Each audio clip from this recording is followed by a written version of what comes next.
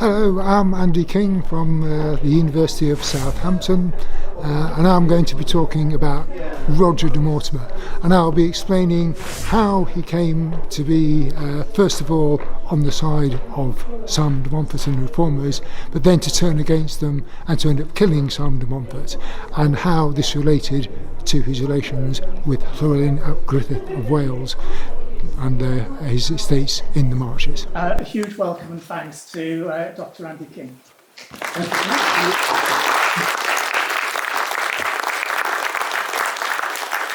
It's one thing I always have to get used to, thinking of the Marches as being in Wales rather than up north. So this is somewhat of a geographical shift for me. I should. Oh yes, we have it.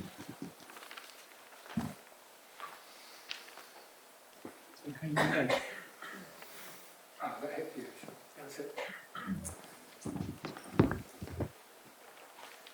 I should point out, although David did ask me not to, that I have shamelessly borrowed from that article of his, and Philip recognised some of the maps which I have adapted for this talk. Now, of course, Roger Mortimer is probably the least known, or at least well known of our five figures today. Coming into Evesham, we went over a Simon de Montfort bridge and past Simon de Montfort Street.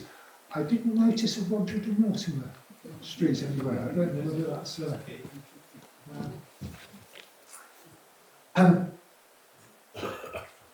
And what I want to talk to you about today is how Roger Mortimer,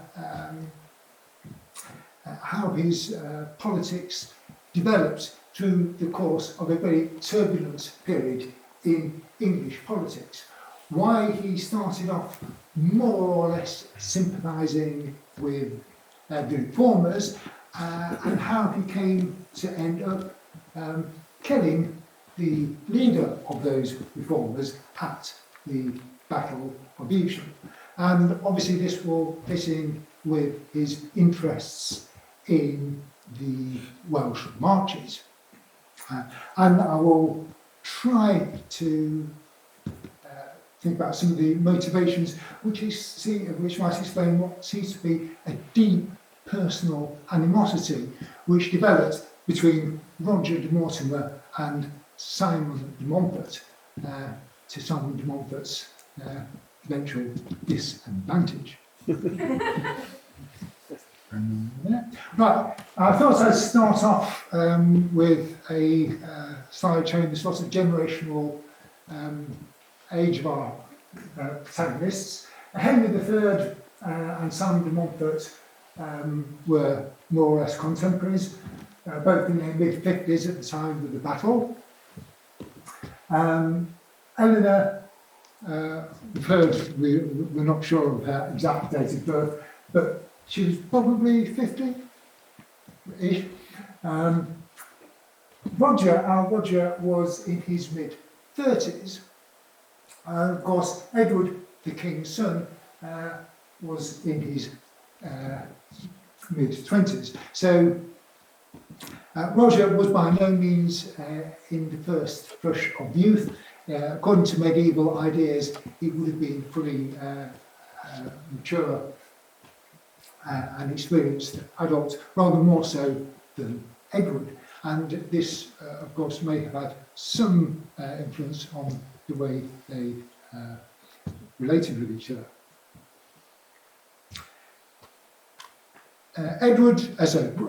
Roger was born, it's believed, 1231. There is a chronicle account which gives that date. His father, Ralph de Mortimer, died 1246, at which point, obviously, Roger succeeded as a minor at the age of 15, thereabouts.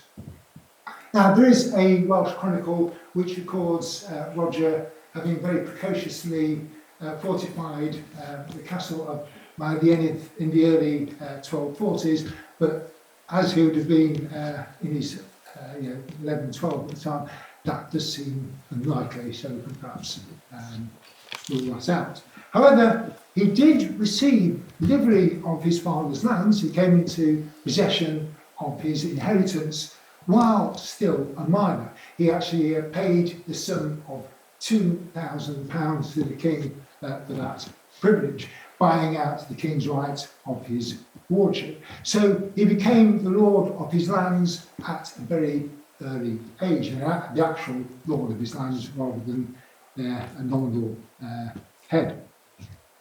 And in the same year, he married Maud de Briouze.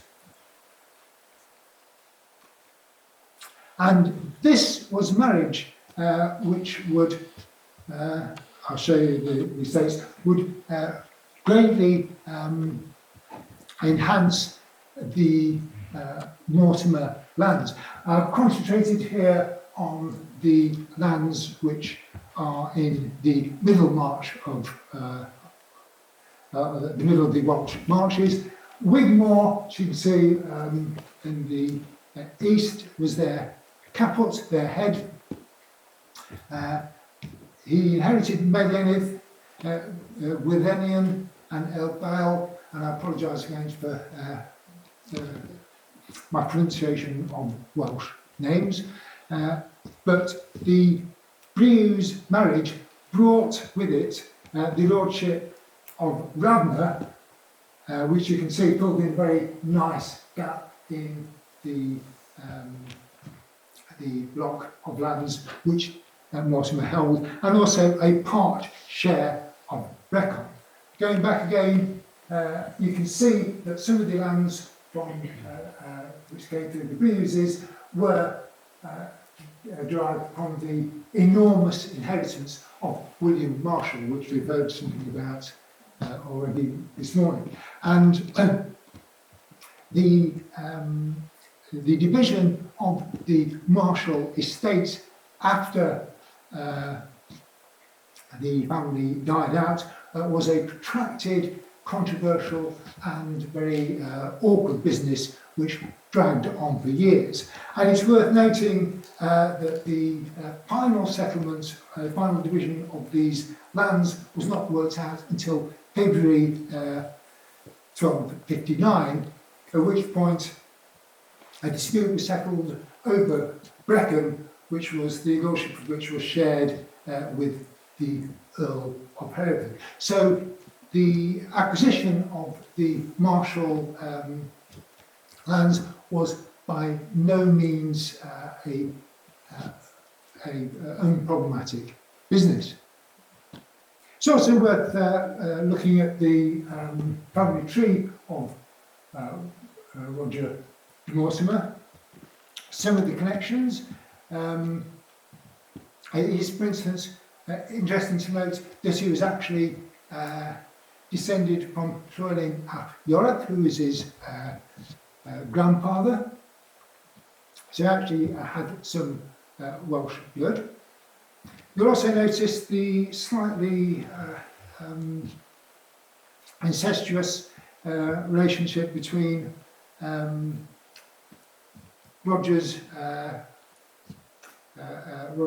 mother and the Briouze family, who his wife was descended from. So, as is so typical with noble relationships in the Middle Ages, Roger was quite closely related to a lot of the people he would be fighting in Wales.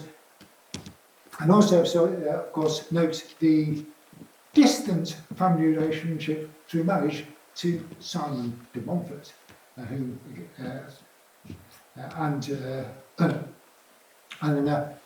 again we heard about this morning.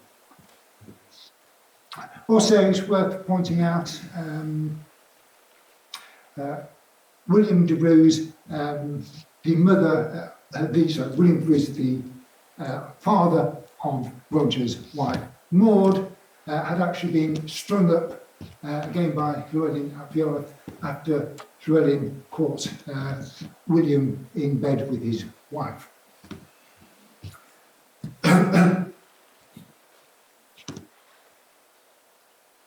So again, it's worth noting that the Marshall inheritance acquired through what was really a very good marriage to the Bruce family brought a substantial addition to the Mortimer estates, but in particular it rounded off those estates and gave them a solid block of estates in the middle of Wales, which gave them a very powerful position as lords of the Welsh Marches.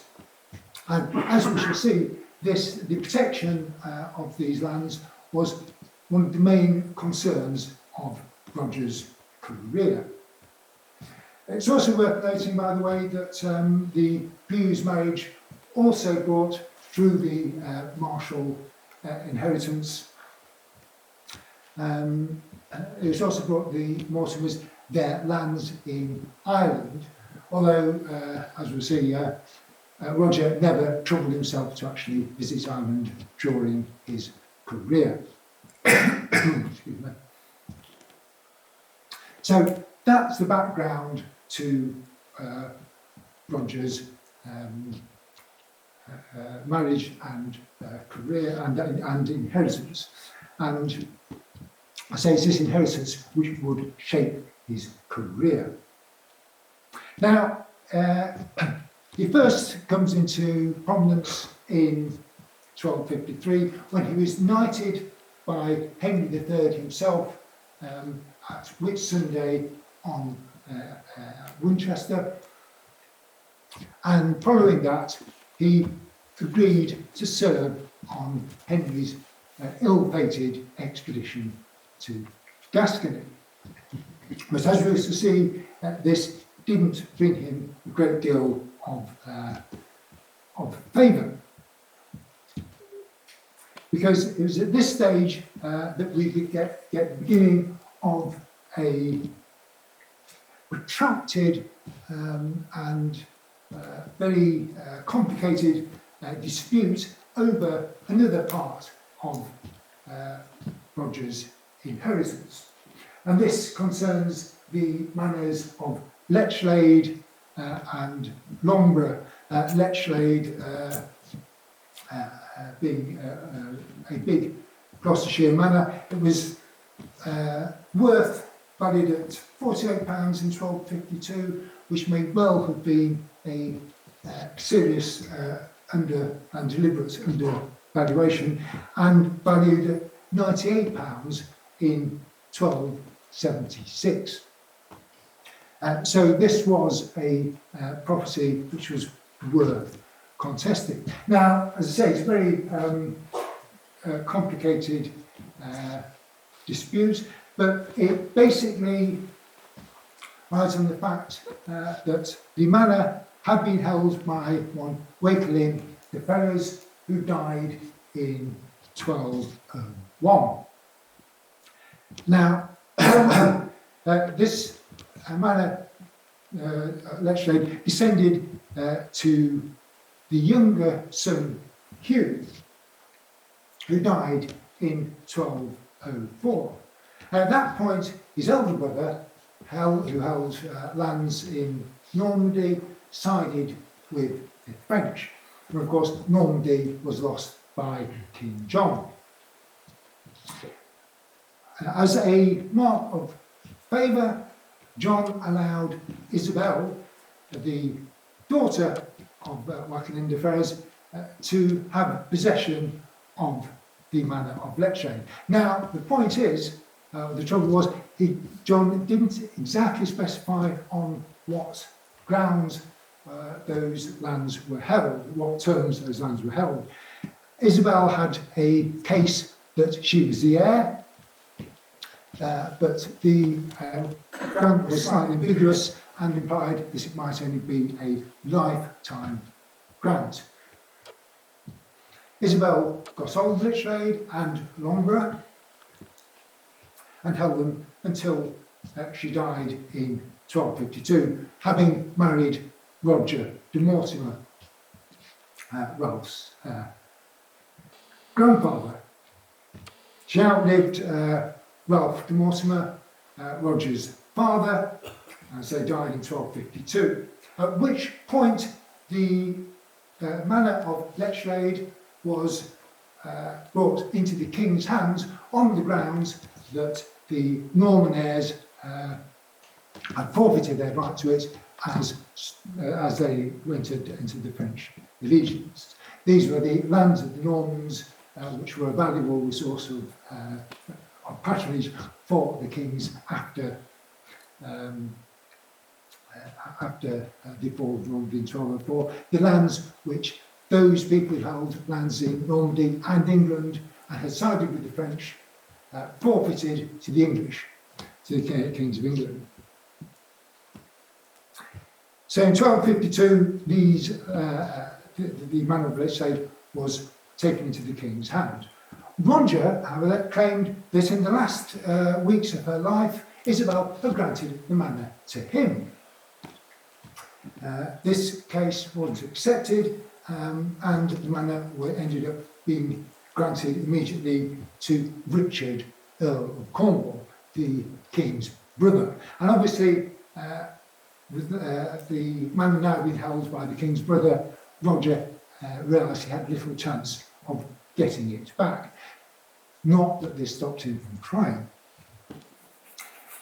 While he was away in Gascony, however, to make matters worse, the manor of Loughborough, which had been held during Isabel's lifetime by Roger's younger brother Hugh, this too was taken into the king's hands on the same grounds that it was forfeit as land which should have descended to the heirs of Normandy, and was therefore one of the forfeited lands, the lands of the Normans. But what really rubbed salt into the wound was that during the court case which followed, Hugh, younger brother, asked that Roger should warrant his possession of the manor, but Roger, of course, being in Gascony, couldn't do that. And subsequently, Roger was forced to make amends to his younger brother Hugh because he hadn't warranted the land, and was forced to compensate him with £50 worth of land from his Shropshire manor of Chalmarsh. And obviously, this would have been seen as a sort of arbitrary exaction, which led to demands for reform and made Henry III's regime so unpopular. As I say, it's not by no means clear that Roger was actually in the right over this matter, but he said he felt that he was, and he bitterly resented the way that he had been treated.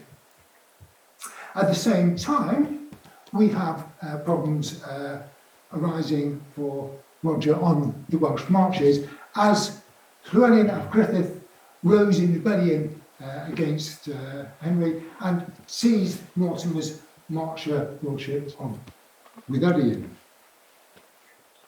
Llywelyn, yes. Though at this stage Roger was not able to do much about this. And it is probably this protracted court case and his sense of injustice over it which led Roger initially to support the reform movement. At the Oxford Parliament of 1258, Roger was named as one of the 12 representatives of barons and then one of the 15-strong council. But it's difficult to see any genuine principled support for reform, because the main thing he seems to have done with his membership of the council is to take the opportunity to reopen the case. Although it dragged on, as we'll see, for a while yet. However, his attention to his pursuit of his manor of Llywelyn and his attendance at the court pursuing this matter meant that he was neglecting the defence of his lordship in Wales. And this led to him falling out with Edward over Builth Castle. Edward held the lordship of Builth, and he had granted custody of Builth Castle and the lordship to Roger to defend it in the meantime. Unfortunately, Roger failed to do this. And this is from the Welsh chronicle, which I'm not even going to try and pronounce. Llywelyn ap Grudffudd went to Builth and took all Builth from Roger Mortimer except for the castle, and this was in January. And thereupon, marching across the Hillbirth without doing harm to anyone, he returned to Gwynedd. And forthwith, after that, Llywelyn's men, by a night attack, without a single battle blow, took the castle of Builth. And after capturing the garrison and taking the horses and the arms and the equipment and all the spoil, they destroyed the castle. And significantly, Owen ap Meredith of Eltville came to Lord Llywelyn's peace. So not only had Roger lost Builth, but he lost control of his own lordship of Eltville. The other thing that should be noted about this account, although slightly telescoped here, you'll notice there is a gap between Llywelyn raiding Builth in January and then taking of the castle in June. And during this time, Roger failed to do anything to reinforce or successfully regain control of Builth. And this was very annoying to Edward. And this can be seen in a subsequent pardon for the loss of Builth. Whereas the king commanded Roger de Mortimer to be with him in London a fortnight after Midsummer to treat with the king and the magnates of the council on urgent matters of the king and the realm, the said Roger came by the king's special precept to the said Parliament in London on Saturday before St Margaret the Virgin, the 17th of July, where it was announced to the king and him on Tuesday that feast, 20th of July, that the castle of Builth, which was in his keeping by bail of Edward the king's son, was taken by the Welsh enemies of the king on Saturday aforesaid. The king also protests that he and his said son, in his presence at Westminster, released to the said Roger whatever might be imputed to him or required of him by reason of the taking of the said castle. In other words, the king was pardoning Roger the loss of the castle, which was obviously only in his bail for Edward. Shortly afterwards, significantly, it was felt necessary to reinforce the authority of that pardon. Be it known that the said letter, issued on the said day, 20th July, and this is written just 10 days later, in the Prior's Chamber of Westminster, with the assent of Richard Earl of Gloucester, Roger Bigod Earl Marshal, Humphrey de Bohun, Earl of Hereford, William Modowitz, Earl of Warwick, Hugh le Bigod, Justiciar of England, Philip Bassett, John Mansell, and Robert Warland, in whose presence the said letter was read and accepted. So here Henry is again reinforcing that pardon. However, a memorandum was added that this letter proceeded by the King and Council, and in the absence of the Chancellor was sealed, but afterwards Edward, the King's son, exclaimed against the said release. So here we have Edward clearly blaming Roger for the loss of his lordship in Builth. And as Edward was at this time not wholly unaligned with the reformers, this left Roger somewhat isolated. Henry did make an effort to win him over. And Mortimer was given robes as a member of the King's household in December 1260. Mortimer also used his influence on the council to order an inquiry into Llywelyn. However, you can see here, commissioned Robert Bruce and William de Englefield to inquire by jurors of the County of Gloucester whether Roger de Mortimer was incising of 2 parts of the manor of Llywelyn, as those which Isabel de Mortimer, his aunt, whose areas surrendered to him before her death as his right and inheritance, as her nephew and next heir, as he says, and when and what manner of sizing he had and for what time. And that neatly explains Roger's view of the dispute, and he was putting forward an inquiry which he hoped would exonerate that. However, the council's authority was collapsing as Henry III was able to reinsert his own authority, and just a couple of weeks later, Henry disowned the inquiry into Llywelyn. We see here a additional writ of the 20th of January. Afterwards, it was commanded to them, i.e. the commissioners, that they should proceed to take the Inquisition in such sort that the king should incur no damage or disheritance, because the king does not remember that the Inquisition proceeded by him or by his order. So we can see a position where we have the struggle for power between the council and Henry actually being reflected in the various writs and commissions which were being sent out by the government, which was of course being made in Henry's name. In July, Roger was replaced as Constable of Hereford Castle. So you can see he's losing his position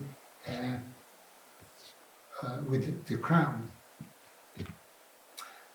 And unsurprisingly, 16th of December, Mortimer is listed after Montfort amongst those who failed to seal the order to seal the Treaty of Kingston, which was meant to settle the various disputes between the king and the Reformist Party led by Montfort on terms very favourable to Henry. So we see Mortimer in Montfort's company, at least at this time, though whether, again, this was a matter of principle or personal interest is again debatable.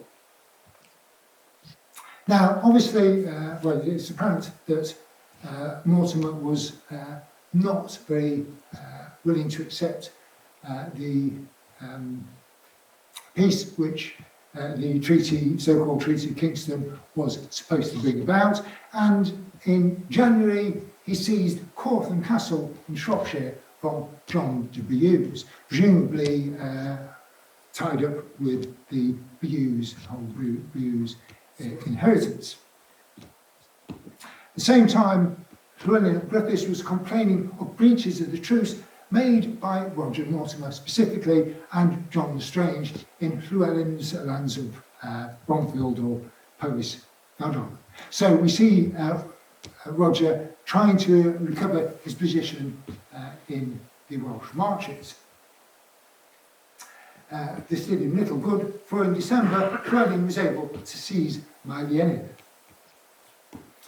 That's the one to the north. So by this stage, Llywelyn has seized Wolf, which was bailed to Roger. It wasn't his personal lordship, but he had been appointed to his governorship. Llywelyn had fallen, Elpale had fallen, and now Llywelyn had fallen. So Roger is suffering enormous losses of his estates in the Welsh Marches. And he must have worried about Radnor and Wigmore. Next up was this is Cefnflis Castle Llywelyn, and again we have a nice account of how the the castle fell. That year, about the feast of Andrew the Apostle, certain people, by their own counsel, came from Llywelyn by treachery to the new castle. This is Kevin Fleece, which then belongs to Roger Mortimer. And they took the castle, and they made that known to Lord Llywelyn's censor and constable. And those came in haste and burned it to the ground. And when Roger heard, he came with many leading men as his supporters in arms, and he stayed within the castle walls for a few days. And Llywelyn gathered a host and came to Llywelyn, and he received the homage of the men of the land, and gave Roger and his men leave to return. So the implication of this is that Roger was forced to make terms with Llywelyn and accept the loss of his castle, which he had obviously spent a lot of money building, and was also the lordship of Llywelyn, and to treat ignominiously on Llywelyn's terms. Now, it's at this stage that we get to an interesting, well, perhaps about the crux of the relationship between Roger Mortimer and Simon de Montfort. Mortimer accompanied Henry III in an attempt to take Dover Castle. So he was obviously moving more towards the royalist position. And in a reward and an attempt to bring Roger more firmly on side, he was granted the Shropshire manors of Llywelyn, Marden and Llywelyn, which had been granted to Simon de Montfort. These amongst 9 manors which had been granted to Simon by Henry in 1359, it's got 14th century background coming up, 1259, in order to convert a fee of £400, which was mentioned this morning, into lands, a deal which Henry had bitterly regretted. So he now granted 3 of these manors to Mortimer, partly probably with the intent of undermining Simon de Montfort's position at the arbitration in France, which was taking place at this time. At the same time, Mortimer and his heirs were granted £100 a year from royal manors of Norton and Bromsgrove in Worcestershire in exchange for renouncing their rights to Letchshade. So in effect, Mortimer's claim to Letchshade was being bought off, and the dispute over Letchshade was settled, at least in terms which Mortimer could accept. And Mortimer certainly attempted to impose his control over these new manors. Having been furnished with letters of the Royal King, Roger entered the marches and with a considerable army invaded as an enemy the lands of the Earl of Leicester at Dublin, Llywelyn and Marden, causing the corn found there to be threshed, devastating and carrying off his other goods, and usurping to himself the lordship of the manor, extorting an oath of fealty from its men and tenants, and collecting and making off with the rent of the Christmas term. And this, had, as we'll see, had the desired effect of partly distracting Montfort in the business with the arbitration in France. At the same time, Mortimer was appointed with another George Audley, another Marcher, James Audley, to negotiate with Llywelyn ap Grudffudd for a truce. The Mise of Amiens came in 23rd January when the French king's arbitration was decided in favour of Henry III. Very soon afterwards, Montfort took his revenge, attacking the Marchers, and Wigmore Castle itself was now captured. Wigmore Castle, I couldn't really not mention, put a photograph in there, Mortimer History Society conference. And he also, Montfort, sent his sons to attack Roger. During all this, the Earl and the barons refused to abide by such an edict. This is the news around Mons. And the Earl sent his two sons, Simon and Henry, with a very large force of armed men to take vengeance for their father on the castles and towns of Roger Mortimer. The two sons looted and burnt them. And I think it's probably at this stage that we can start to see the beginning of the personal animosity between Mortimer and Montfort, which was to have such consequences for Montfort at Evesham. Mortimer was one of the leaders of Henry III's army at Northampton.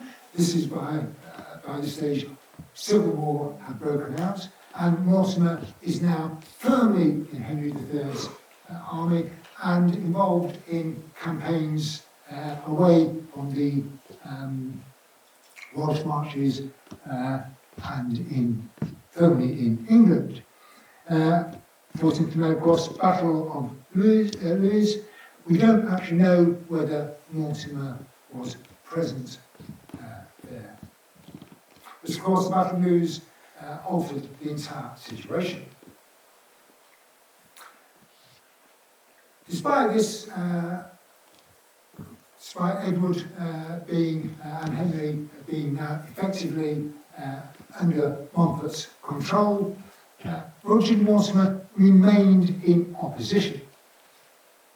And he led an assault on the Earl of Gloucester's castle of Hanley in October, and in November, Roger himself led an attack on Hereford.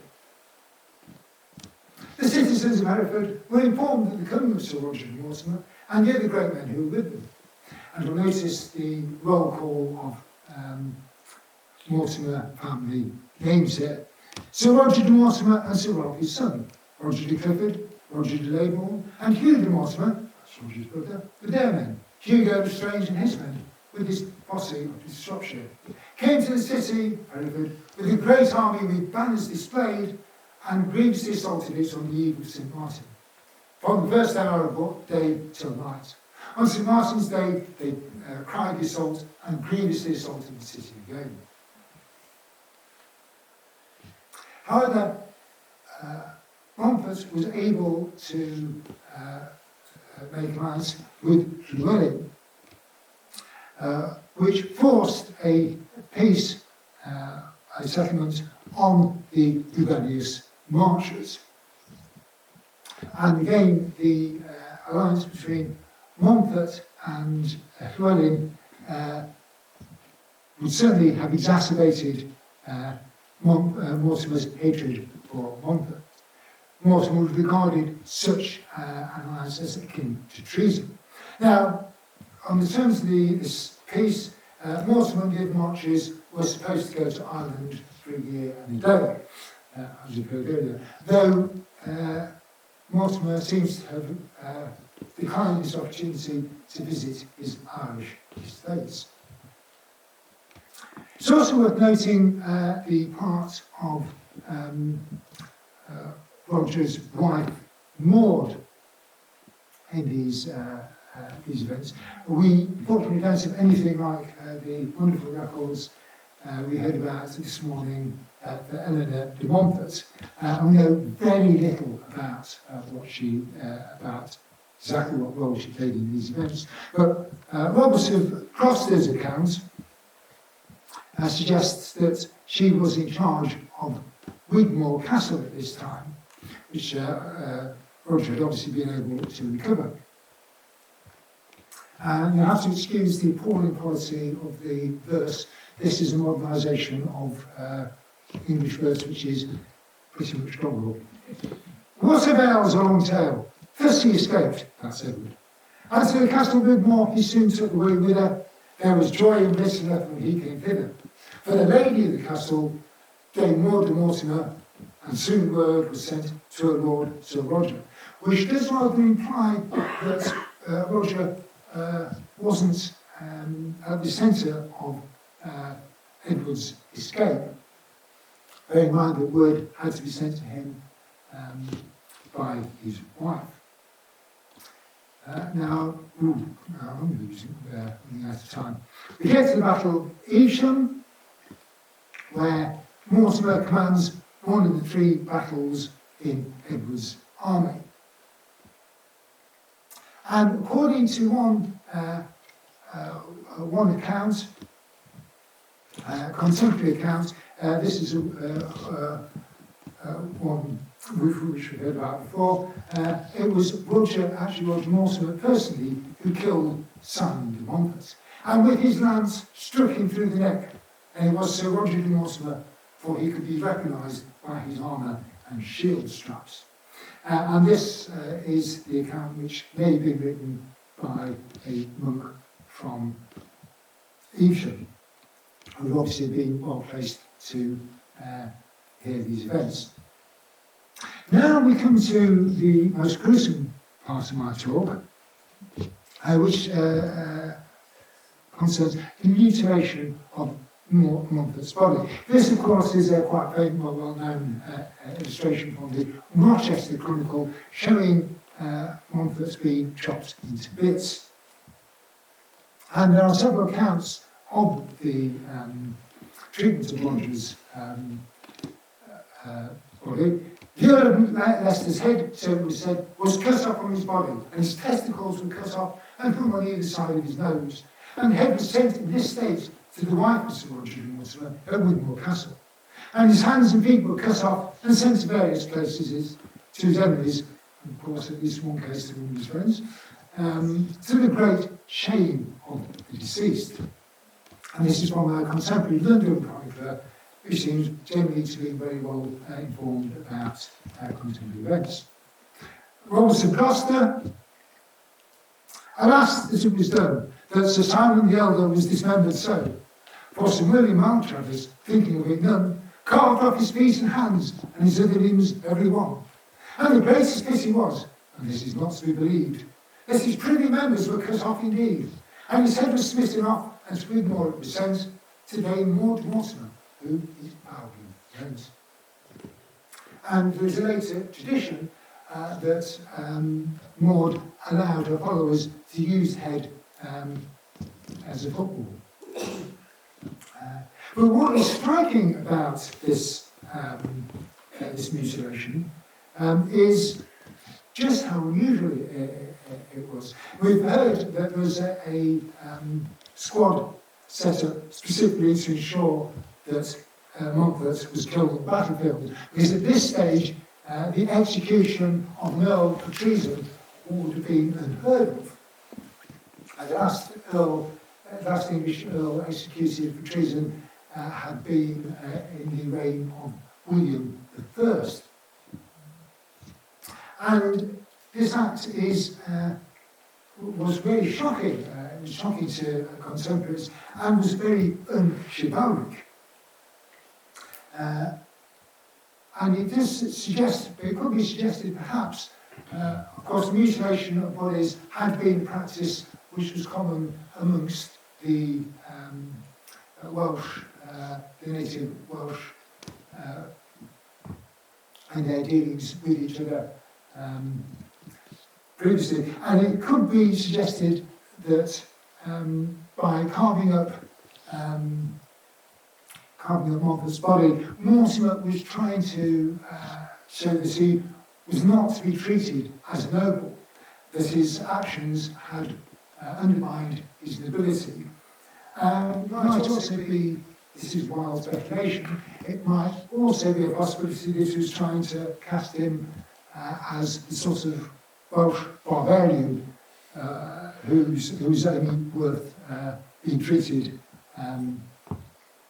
with this sort of content because of his alliance with Llywelyn ap Grudffudd, which I think Mortimer must have bitterly resented. Now, I'm wrapping up here. This is Edward I's encomium of Roger, given in 1282, a letter written to his son. As often as the king ponders over the death of Roger's father, this is our Roger, he is disturbed and mourns the more his valour and fidelity, and his long and praiseworthy services to the late king, and to him recur frequently and spontaneously to memory. As it is certain that no one can escape death, the king is consoled, and Roger was to be consoled on his part, because there is good hope that his father, after the trials of his life, has now a better state than he had. However, there seems possibly a generous view of Roger's character. It's very difficult to detect any real trace of political principle in Roger's actions. He seems to be motivated almost wholly by the imperative to maintain, protect and expand all his family lands. Now, of course, this is a very standard way for medieval nobles to behave, but Roger does seem to be particularly single-minded in his pursuit of those objectives. He sided with the barons in 1258, apparently because Henry had not done him personally justice, as he perceived it over Llywelyn and Longbourn. And he went back to supporting Henry, essentially once his loyalty had been brought with compensation for the loss of Llywelyn.